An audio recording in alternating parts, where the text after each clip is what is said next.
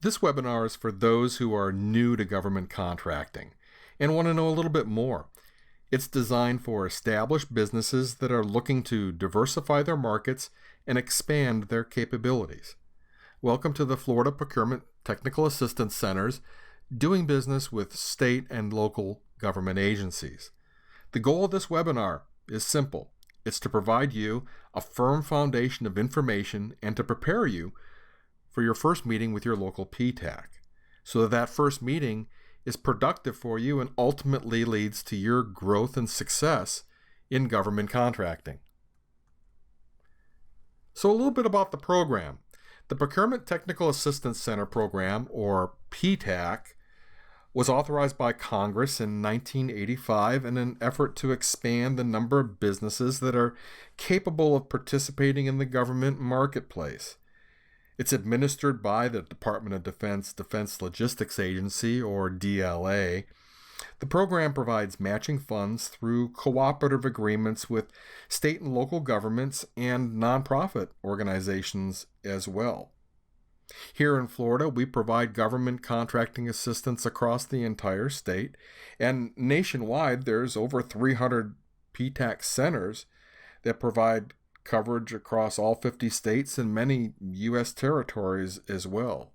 PTACs, for the most part, are usually headquartered at university centers or have circuit ride offices.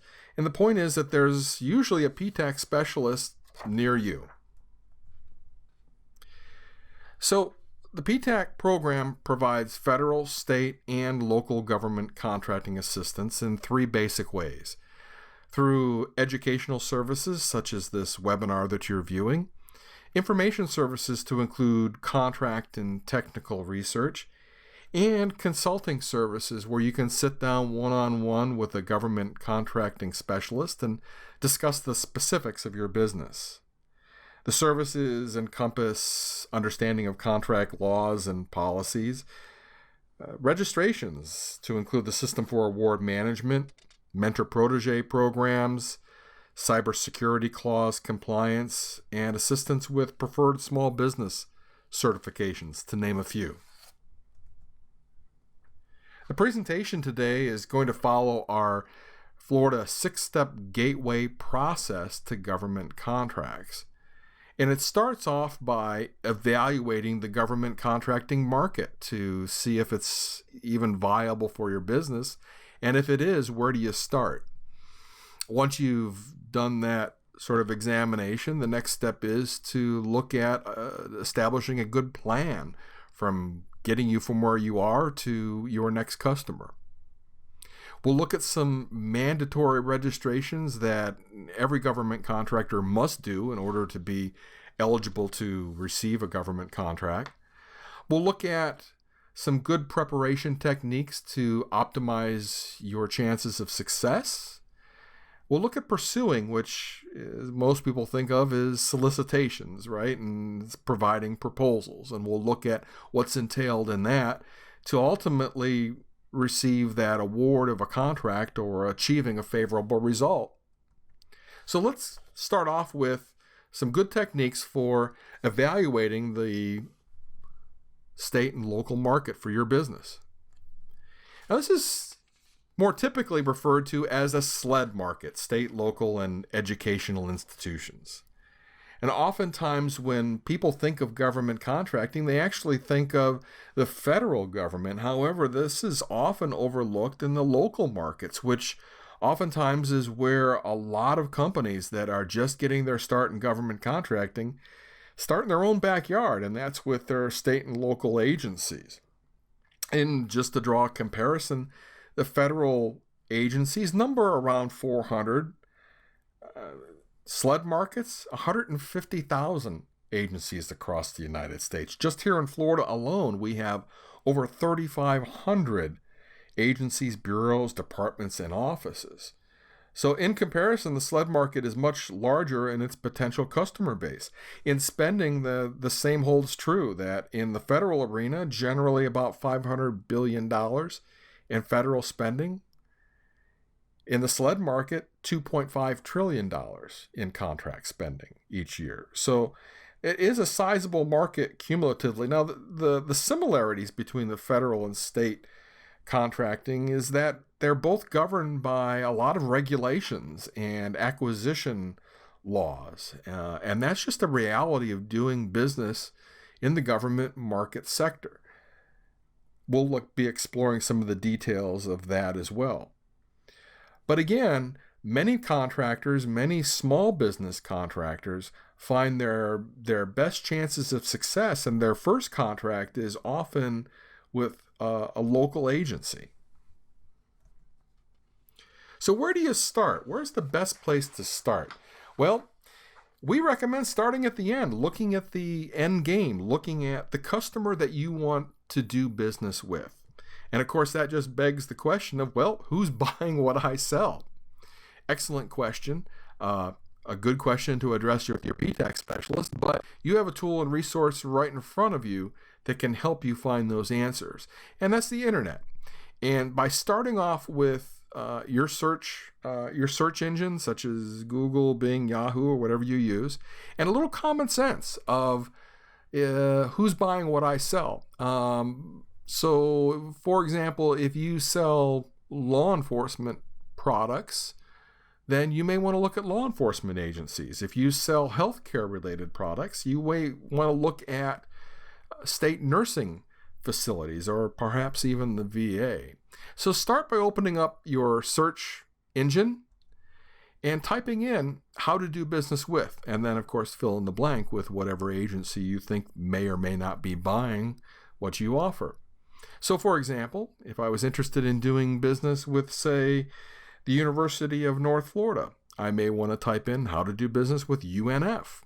That will very rapidly take me to their procurement site, their purchasing site, where a lot of information is provided and is available online to how they buy, when they buy, how do they advertise opportunities.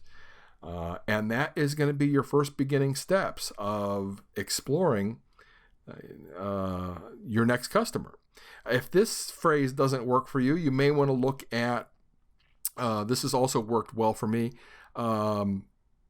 say for example, UNF, purchasing or procurement department. That will also usually produce some favorable results as well. So try these two phrases, and again, take some time, do some exploring, do some analysis. Again, we're in the analysis stage, right? The evaluation stage. Who's buying what I sell? Is this market for me? And that's all we're doing at this stage, is just trying to get a sense of the market potential that's available to our business. So once you arrive at those sites, once you've identified who that potential customer is, one of the things that we highly recommend is download one of their solicitations. Now, this could take many forms.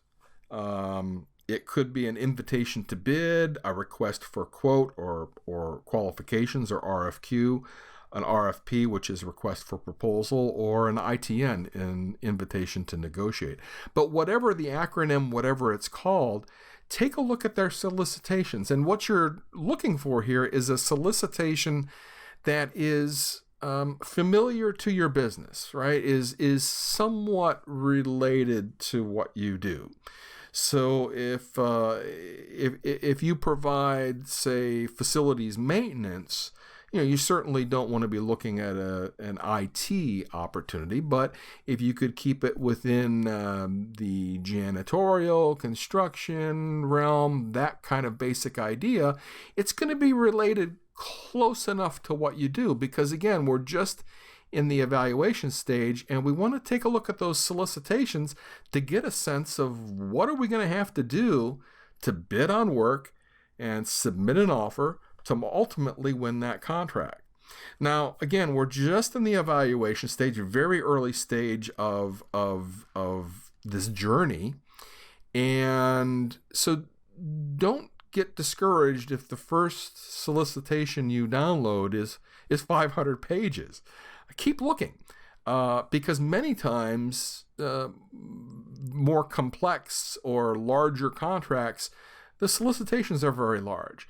And nobody starts at the very top. Everybody starts at a attainable level that's right for their business. So perhaps you want to start at a more manageable type of acquisition of perhaps 5, 10, 50 pages before moving into those large, complex acquisitions.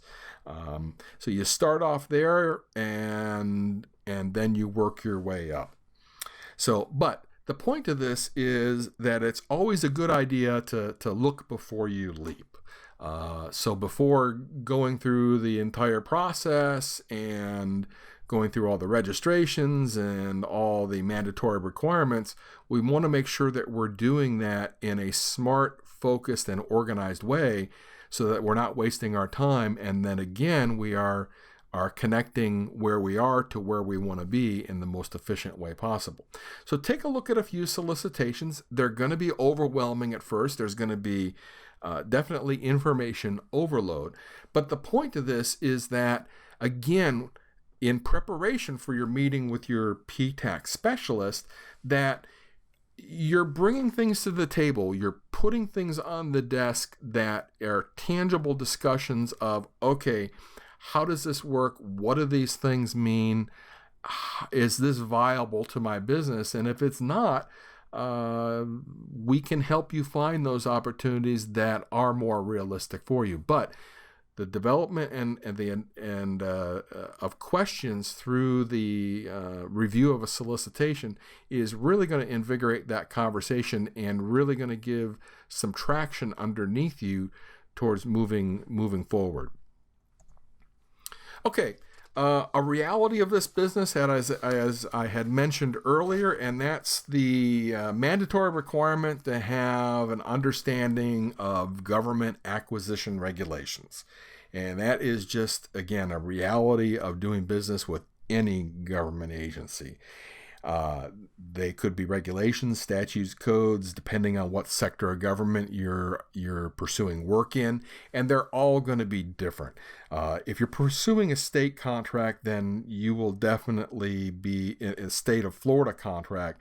You will definitely be encountering state statute Title 19 of public business. That will definitely be something that you will need to have a familiarity with. If you're doing local municipality support contracts, then many times cities and townships will have a separate set of acquisition regulations that you'll be dealing with. And you don't need to know all of them. You just need to know the ones that are applicable to the particular contract that you're going to be supporting. So how do you know? How do you know which regulations are going to be in force? Going back to that solicitation, there are numerous references in those solicitations to the regulations that are governed over that contract. That's where you start. Many of those will be identified there. Now, government acquisition regulations are something that are very, very important, but as small business owners, we need to be good at a lot of things, but we can't be experts at everything. And government acquisition regulations are one of those things. I compare it to having an expertise with, say, accounting topics. Now, as a small business owner, we need to have an understanding of how to read our profit and loss statement. We need to have an understanding of the analysis of the overall financial health and position of our company. However, that doesn't mean that we need to be a certified public accountants or have that level of expertise. The same holds true with government acquisition regulations. We need to have a familiarity with them. We need to have a basic understanding of them, but we also need to have relationships built with experts in these subject areas. And oftentimes, your PTAC specialist can provide assistance with this. Many times, we're going to recommend that you have a relationship built with an attorney or a legal expert who has a specialty in these areas. so that there's somebody you can turn to for asking the details and getting the in-depth understanding and analysis that you sometimes need. So, but this is an area, again, that you definitely want to familiarize yourself with. In addition, as part of this analysis and looking at the potential of the market and what's right for you, attending workshops is always a great idea, like the one that you're listening to today, which is great. It's a great first step, but there are many more educational opportunities that are available to you, not only through the PTAC program, but also through the national organization, the APTAC, which is our national APTAC program. Also, many other PTACs around the country offer on-demand webinars. I would encourage you to explore those. Georgia Tech offers some great opportunities. North Carolina PTAC, the Washington State PTAC also publishes some very good online webinars. The SBA, or Small Business Administration, also offers an online classroom of on-demand webinars. It would encourage you to review those as well. Here in the state of Florida, My Florida Marketplace University is available as well. And there are links below that contain all the URLs for the resources that I'm mentioning here. Vendor orientations are also a very good way to look ahead, to look at what you're going to be encountering and being required to do to be a government vendor.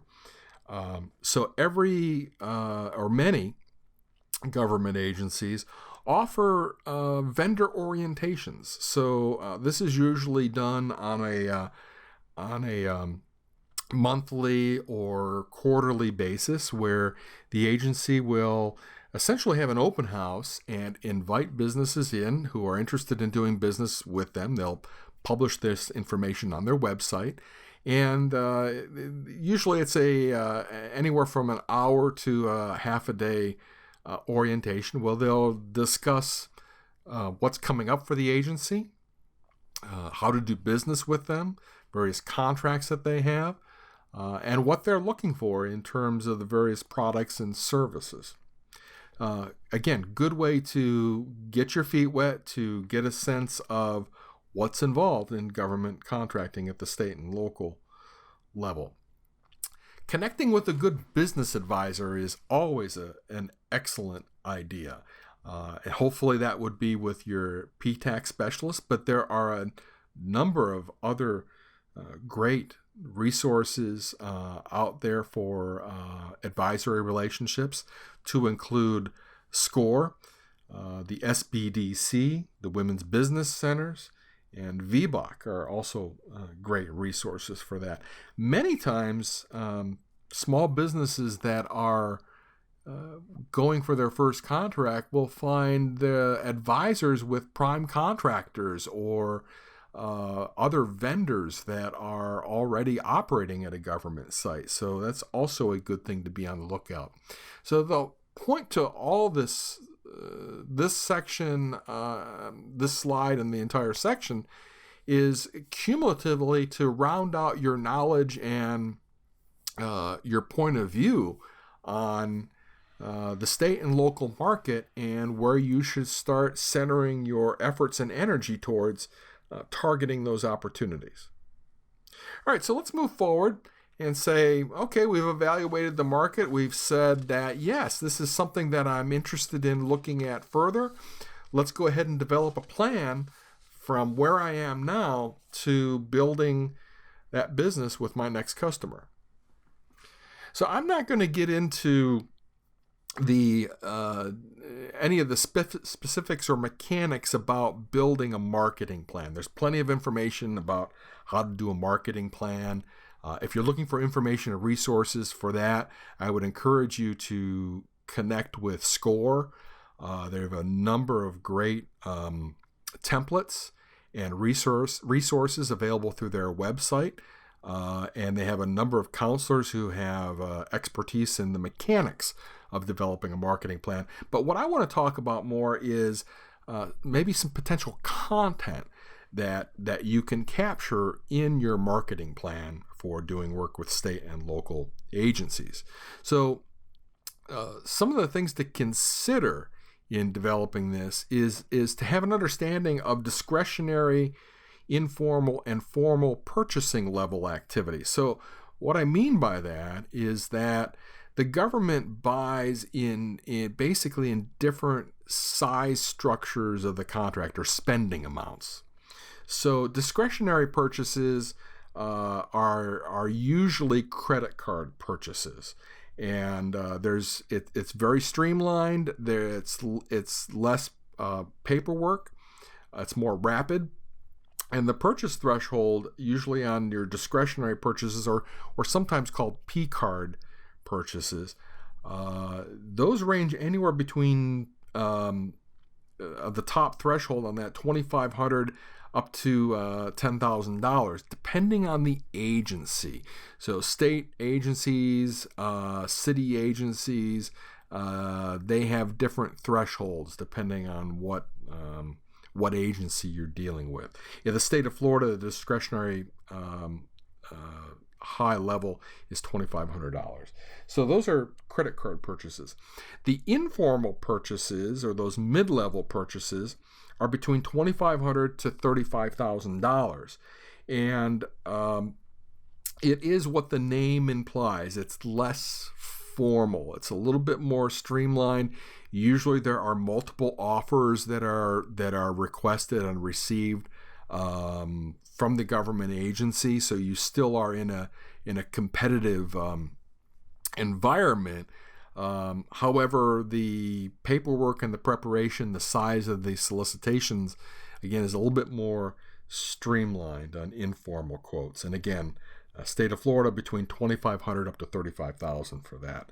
Competitive solicitations. Now, these are the large, complex acquisition activities, and this is what you normally think of in terms of a thick request for proposal, or RFP, and a more rigorous proposal response. And those can go up into the millions and sometimes into the billions of dollars. So those are anything that are above the informal purchase threshold, up until the stratosphere there. So the point to this is just, one, to understand that there are differences in the size of purchase thresholds for government agencies, and that may be something that you want to capture in your government marketing plan. And it's important to consider many times what is attainable by your business. What can you handle in terms of cash flow?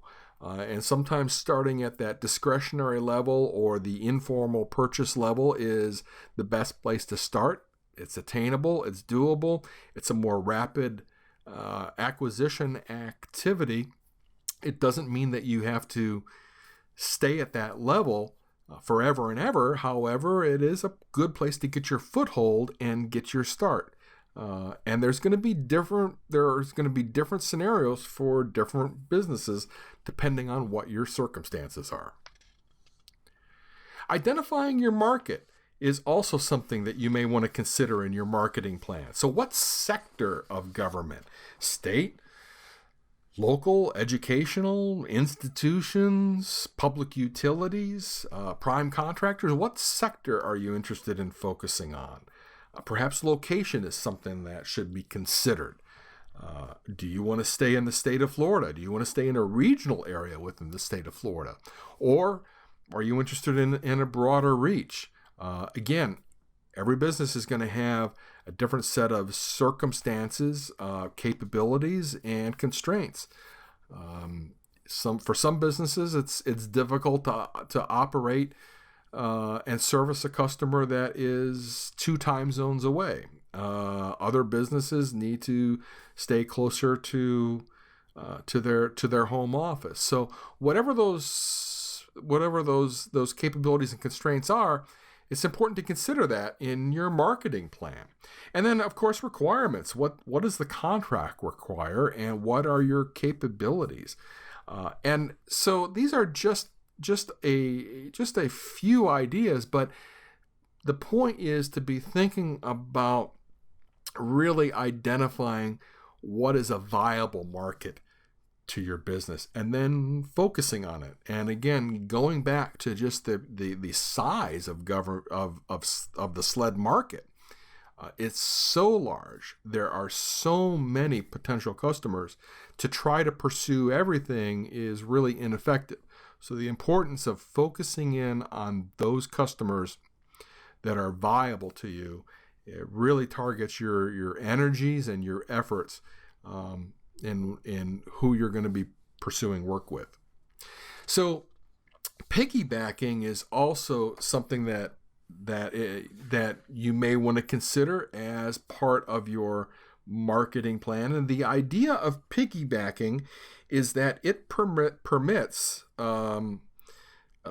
state of Florida or associated agencies or entities with the state to piggyback off of other contracts. So as long as the purchasing agreement was done competitively, as long as that contract was done competitively and it meets the needs of the agency, then many state entities, universities, state offices, city governments can piggyback off of other contracts. So essentially, you pursue one contract, you submit a proposal, it is accepted, you have an executed contract with that agency, and then other agencies can then utilize that contract, utilize all that paperwork that's already been done, and basically have an extension off of that contract. Now, there are some exceptions to that, and that is as long as the contract is not been awarded underneath a Consultants Competitive Negotiations Act contract. And those are typically contracts for architectural, professional engineering, landscape architecture, and surveying services, which are usually pretty large in size and scope. So as long as the contract doesn't fall into one of those categories, then piggybacking is something that is available to you with state of Florida contracts or state agencies. And again, these are just ideas that you can start to incorporate into your marketing plan. Of course, that's just the start. There's a lot more, but let's say we've developed our marketing plan for government contracting. We've identified the agencies that are buying what we offer. Now we were starting to get a sense of what are the required registrations that we're going to need to accomplish here. So this section addresses mandatory registrations that you must do. Now, before you can get started, you're going to need to start your business. Now, that is an area that typically PTAC specialists don't support. We ask that you have an established business before coming in and meeting with us. There are resource partners out there that can help you start your business, to include the SBA resource partners, such as the Small Business Development Centers, the Service Corps of Retired Executives, or SCORE, Women's Business Center, and the Veterans Business Outreach Centers all provide business startup assistance. Now, these are no-cost public resources. If you're interested in having somebody dedicated, a compensated professional, I would suggest looking at the Small Business Resource Network, or SBRN, which is a referral network of business professionals focused on helping small businesses. And that network also includes startup assistance, financial assistance, accounting assistance, and so forth. I would encourage you to visit their website, SBRN.org, and take a look at the professional services that are available to you there. But again, the SBA resource partners offer business assistance support at no cost to you as well. So the point is that before you can start doing anything government contracting, you're going to need to have a business started first. Now, the basics that you're going to need to have in place for doing work with any state or local agency. First of all, in the state of Florida, you're going to have a valid W-9 filed with the Department of Financial Services. Although not strictly required, a federal employee identification number is strongly encouraged. So if you have anything but a sole proprietorship, you're going to have a EIN number. However, sole proprietorships aren't necessarily required. You can operate under your Social Security number. However, I highly advise against that. You will be required to provide that identification number and many registration requirements for government contracting. So I encourage my clients to go to the IRS site, and even as a sole proprietor, you can request an EIN number, and that is something that I would encourage everyone to do regardless of your business structure. Go ahead and request an EIN number. But you will need that in some form or fashion. We're doing work with the government agencies. You'll need a registration in sunbiz.org if you are a Florida-based business. You'll also want to look at any registrations that are required with the Florida Department of Business and Professional Regulations as well. And finally, there's a plethora of many other registrations that are going to be unique to each government agency. Going to that website, looking at what the requirements are, reviewing those solicitations, that's where you're going to find a lot of those answers. And again, the PTAC program can help you with that. So starting off, let's say we have our basic business registrations accomplished, and now we want to get into the specifics of what do we need in terms of doing work with those agencies. The first thing is you're going to need to identify what your business codes are. Now, primarily in Florida, there's two types of codes that you frequently will encounter. Either the UNSPSC codes or United Nations Standard Products and Services Classification codes, which are generally associated with state contracting, or at the city or municipal level, you're going to frequently encounter NIGP or National Institute of Governmental Purchasing codes. Now, even though the codings are different, the basic theory is the same. And that is they are a alphanumeric or numeric association with a product or service. So what do I mean by that? Well, best way I can explain it is through an example. So let's say that you provide landscaping services. Now, the government has a need for that. Now, what do you call that? How do you advertise that? Do you call it grass cutting, mowing, lawn care, landscaping? There are a whole myriad of terms and terminology that you could apply to that activity. Well, that's not an efficient way for the government to operate. So the solution is to apply a numeric code to a product or service. And that's an efficient way for the government to classify that purchase, to advertise that purchase, and to locate vendors who are capable of providing that service as well. It also provides a conduit for the vendor and the agency to connect with one another through those opportunity postings.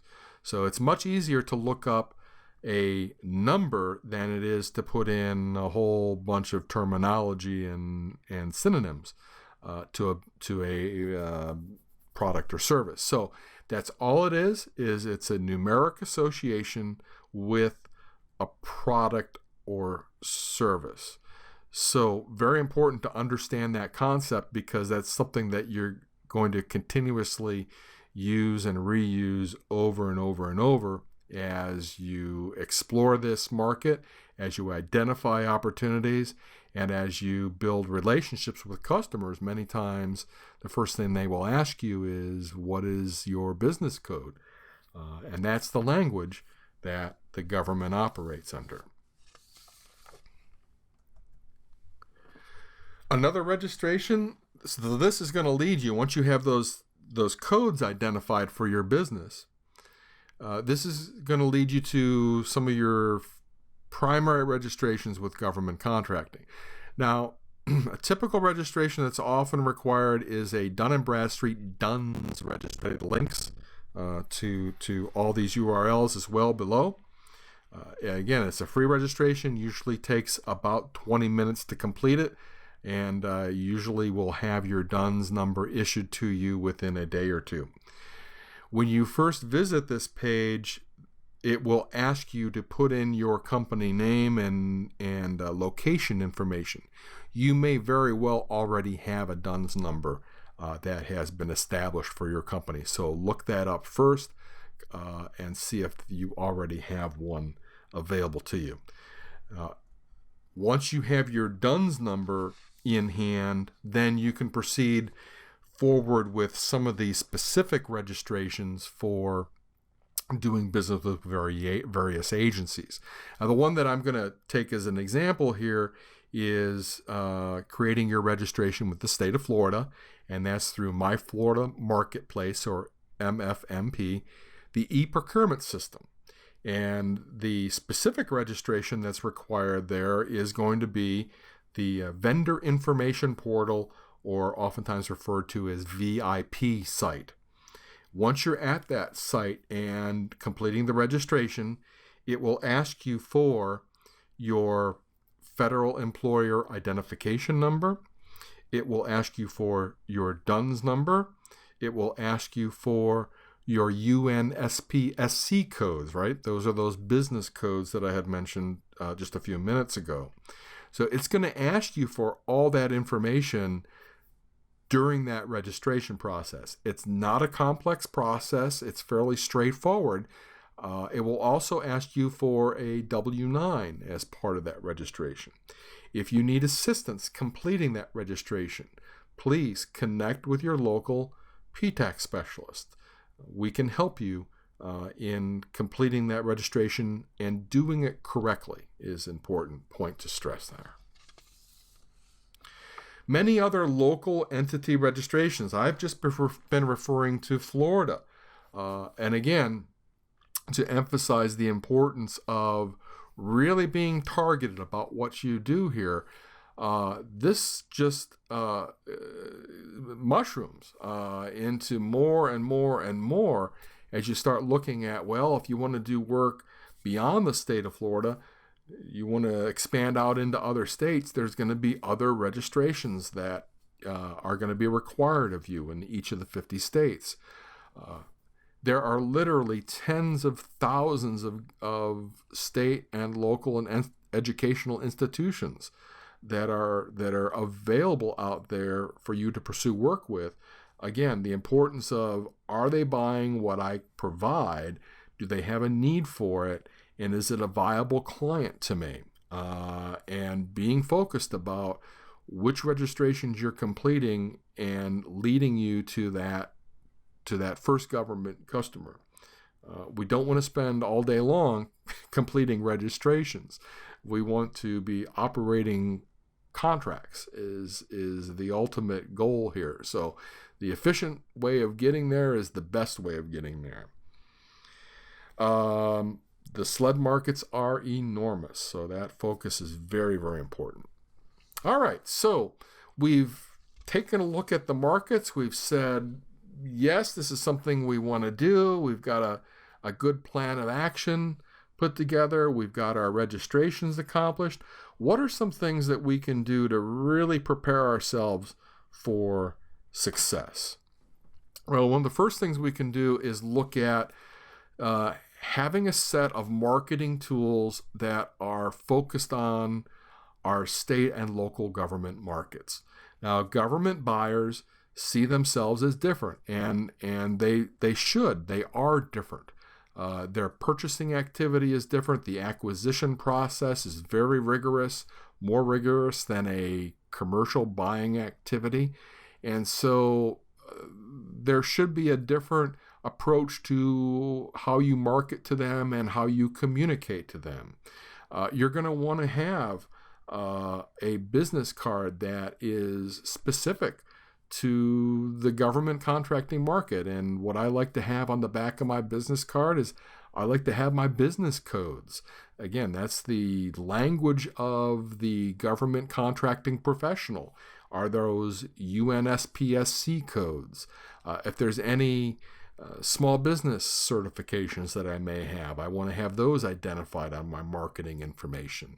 I want to have my DUNS number identified there. Anything that communicates who I am, what I do, and more importantly, by having those components on my marketing materials, it immediately communicates to the customer that I have everything in place and in order to do work with their government agency. Word of mouth is always a positive thing. Many people start off in this business and say, I don't know anybody in government contracting. Well, maybe you do and maybe you don't. One of the best places to spread the word is your professional relationships. If you have a relationship with a lending institution, a banker, accounting professionals, bookkeepers, any vendors, let them know that you are expanding your business into into the government contracting market. You never know who somebody might know. And so by getting that referral system going is always a favorable thing. Social media, the people who are the acquisition professionals on the government side are people just like you and I, and they're no different. And they frequent social media sites. So having a smart presence in the right social media platforms is also important. On your website, having a dedicated tab or page that is focused on government contracting is important. I'm not suggesting that you completely revamp your site and overhaul the entire site. However, having one little tab that leads to a page on your website that specifically addresses government contracting, again, tells that government customer, that you acknowledge that there are some specific things that are focused on them and that your business is geared to supporting their requirements. Having something called a capability statement is something a little unique to government contracting. You may hear that requested from time to time. It's a one-page resume of your company. It's usually pretty simple and straightforward. It identifies who you are, what you do, your past performance, your experience. It is a leave behind or an introduction piece that you can share with a potential customer. Again, that reiterates who you are and what you do as a business. So having a variety of marketing tools focused on government contracting, very, very important to develop those and have those at your fingertips. And they're not one size fits all here. They are tailored, they are unique to each business and to each market and each market sector. So again, working with your PTAC can help you develop a level of professionalism and polish to those materials. Okay, also in preparation for pursuing opportunities, you should consider any small business certifications that you might be eligible for. And there's a whole variety of these that are available to you. Here in the state of Florida, for example, if you're a Florida-based business and you're interested in doing work with Florida agencies, then there are 3 primary certifications that are available to you.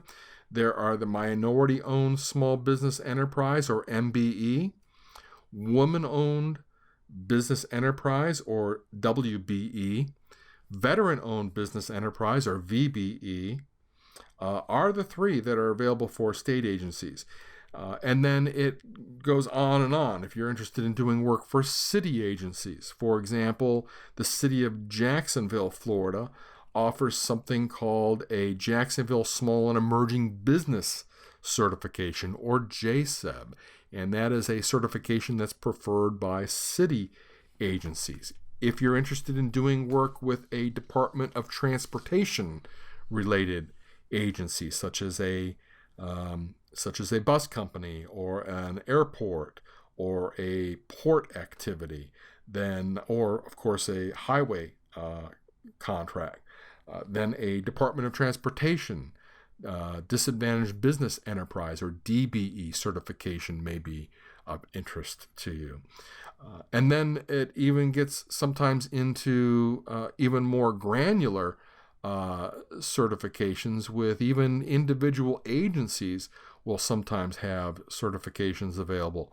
For example, the many public school systems will have their own small business certifications. So the question is, well, which one should I get? Should I try to get all of them, some of them, none of them? The first thing to answer that question is, it depends if you're eligible for it or not. For starters, if you are eligible for them and you meet the qualifications, then the next focus point is going to be, well, which agencies are you pursuing work for? Because if you only want to obtain and secure those certifications that are applicable to the agencies that you're doing work with or pursuing work with. So it doesn't make a whole lot of sense to go out and get every certification across all 50 states when you're only going to be doing work with, say, your local school system. So again, going back and getting that focus on which agencies you're going to be doing work with or pursuing opportunities for, vitally important. And going back to the very beginning of this presentation, when I said it's important to do those searches for how to do business with, and then look at the solicitations from there, those two initial steps are creating a lot of the answers that you're going to be looking for downstream in this process, and save you a lot of time and energy, and really keep your efforts focused on winning opportunities rather than just going after certifications. So we move on. We've made good preparations. Now we're ready to actually pursue some opportunities and take a look at, we want to look at solicitations now, way beyond just sort of looking at them for the sake of evaluating them, but we want to look at them in terms of actually producing a proposal. Some good procurement sites where you can identify opportunities. The first one in the state of Florida is through My Florida Marketplace. When you do complete your registration through the Vendor Information Portal, or VIP site, you're automatically going to start receiving opportunities through My Florida Marketplace. But there are also opportunities that are available through that site so that you can query the system yourself. Earlier I had mentioned My Florida Marketplace University. That was in the early stages of evaluation. That was something that you could do to help evaluate your pathway. And that activity is more than just evaluation, but ultimately at this stage, now you've prepared yourself for how to utilize that site, how to research opportunities, how to find contracts, and ultimately identify things that are viable for your business. So here's where you start sort of assembling the puzzle pieces of this entire picture. And those earlier steps that you made actually are very, very productive in the later stages here. Now, My Florida Marketplace is just one potential opportunity for state and local opportunities. Each city, town, village may run its own separate procurement platform. Many public utilities will publicize their opportunities on their websites. Public institutions like colleges and universities, and even prime contractors will publish opportunities through their website. And again, going back to some of the previous initial preparations are going to provide many of the answers and resources for what you're looking for here. And again, meeting with your PTAC specialist, these are good questions to bring to the table on that first meeting. Where are there opportunities specifically for my business? Here's what I've done so far. Here's what I've found so far. Here's some of the difficulties that I've encountered. All good things to bring to that first meeting, and your PTAC specialist can provide a demonstration. They can bring up sites for you.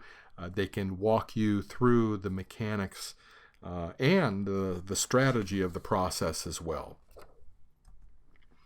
There are many, many, many other procurement sites. There are over 3,500 different procurement sites just in the state of Florida alone. And it's very easy to get lost in the noise. So be focused about it. Some good sites to look at, though, initially, you may encounter something called Demand Star.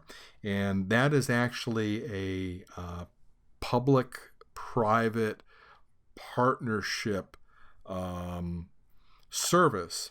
And what it is it's a commercial service for publicizing acquisition opportunities. They offer a free access option. They also offer a subscription fee-based option as well. I would encourage you to look at that. But many smaller municipalities, counties, cities, school systems will actually utilize that site because they do not have the resources to field a large, robust online procurement system. So they contract with companies like Demand Star to take care of the mechanics of publicizing procurement opportunities. So that may be something that you may need to familiarize yourself, again, depending on what agency you're pursuing work with. USA Bid is also a good jumping point for opportunities, and that's available through Outreach Systems. I've provided a link to that below as well. And USA Gov is also a good site for looking at opportunities that are across the country with state and local government entities.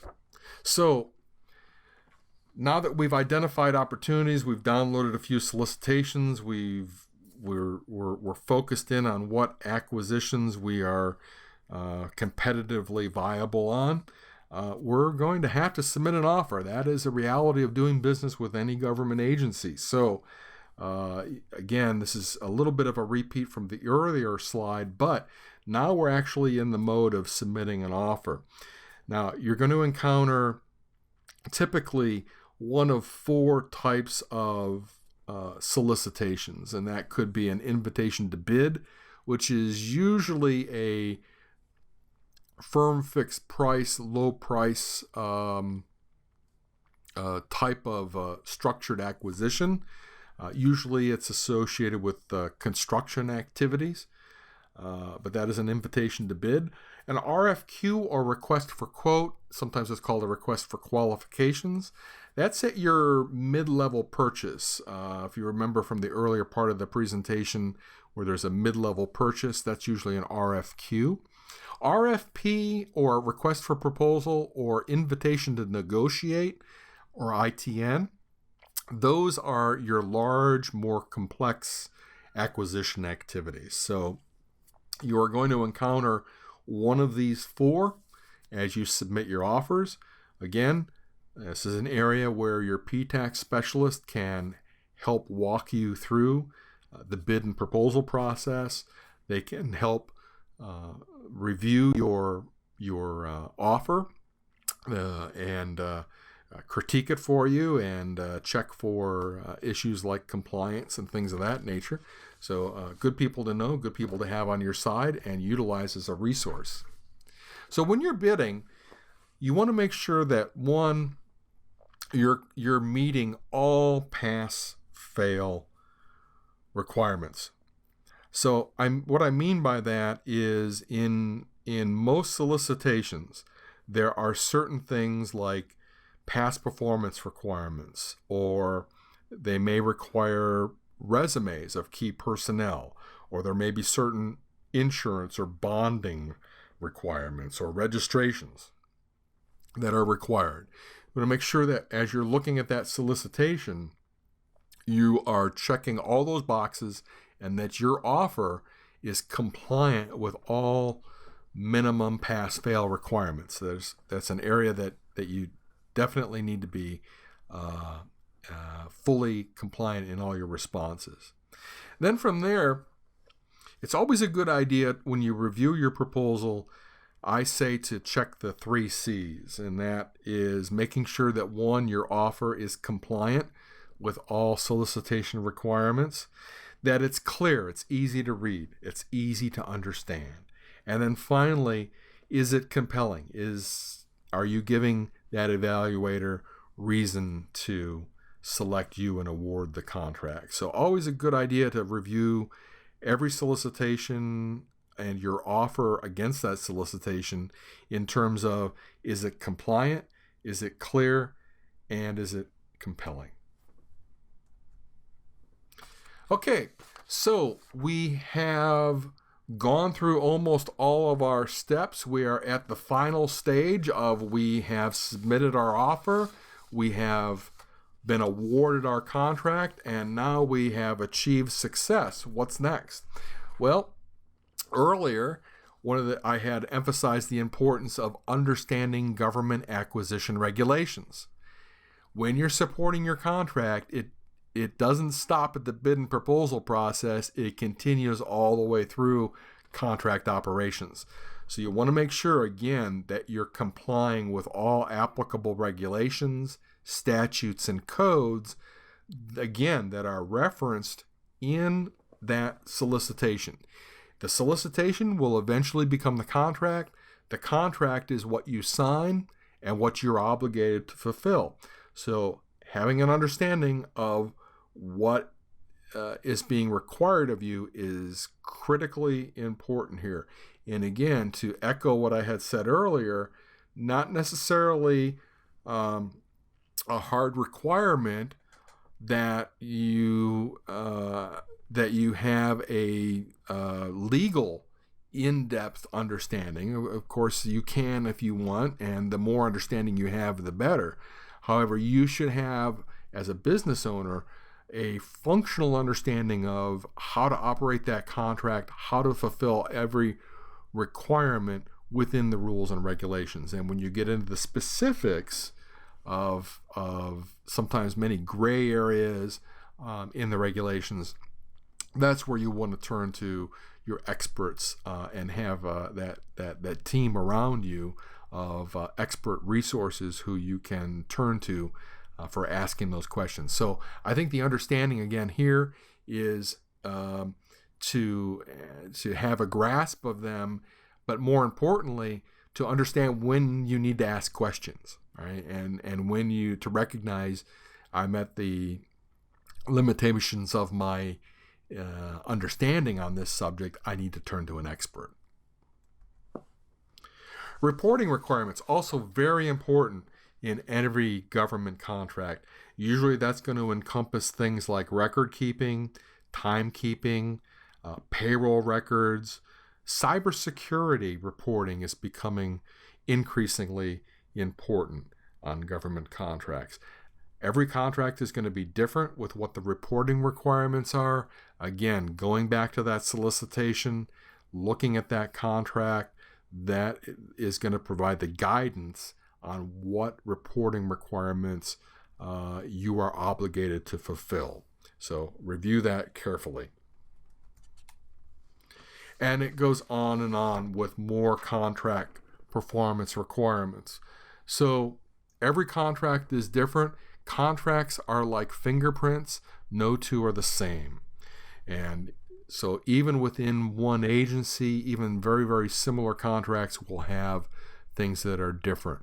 So important to review what those requirements are for things like insurance, certifications, registrations, to understand what those are for each of your contracts and make sure that you're operating them compliantly. So if you haven't noticed already, one of the things that I have not referred to very much in the course of this presentation is the actual performance, the actual doing the work, whatever the service or the products that you provide. And that's intentional. The large part of government contracting is dealing with the contracts. It's dealing with the regulations, the reporting requirements, the paperwork, all the ins and outs of the contract itself. That's a large part of this. Doing the work, as a successful business, as a well-established successful business, you should know your business. You should know how to do the work. So not to be overlooked or not to be diminished in any way, shape, or form. Very, very important that once you're in there, you're doing a good job and you're delivering it on time. You're delivering it with the quality expectations that are outlined in the contract, that it's being done within budget, and so on. You're meeting the objectives, the requirements of the contract. Very, very important to obviously fulfill all that in concert with meeting the contract requirements, the reporting, the contractual obligations, and all of those things as well. The two of them need to be done in unison, and they need to be done correctly and to the best of your abilities in order to be a long-term success in this business and to ultimately lead to growth. Both of those things need to be done well. So that we're winding down towards the end of this. I want to emphasize a couple things here. One, I want to congratulate you on lasting this long.